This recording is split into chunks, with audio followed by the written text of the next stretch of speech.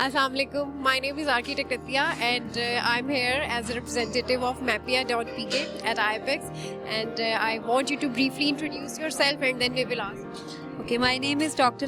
Malik and I am the head of the department at Architecture, University of Management and Technology, Lahore. Okay, so Sana, how is this whole venture is going?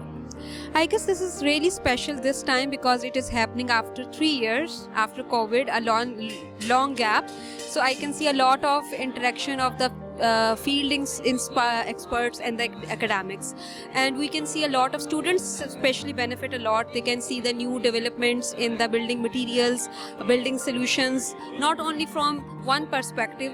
You have the display of tiles, you have the display of furniture, you have the display of steel, plumbing, so many more things. So I guess this is a mutually beneficial event for both for the vendors who are displaying their work as well as for the visitors who are coming here.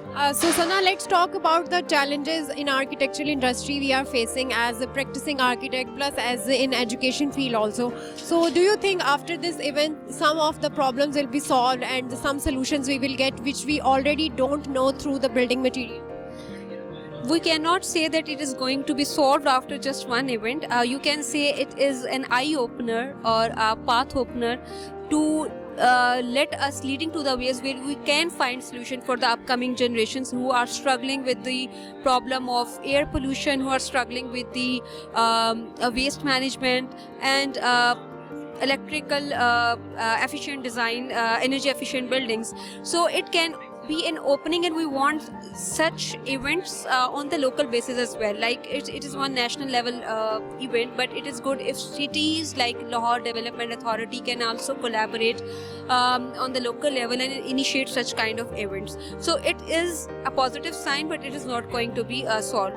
Other than the challenges that we have right now is energy efficient building. We want to have less carbon footprint. We don't want so much carbon emissions from the regular materials that we are using for the construction.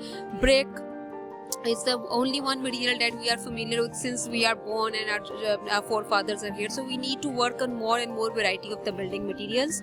And for this architectural education side, I guess there is a gap between academia and field, but a good initiative is that this IAP Institute of Architects in Pakistan, they have launched a platform for the first time at this event where we'll be having a committees and we will be having a meetings on every month to discuss this gap. So I guess a lot positive things are coming in.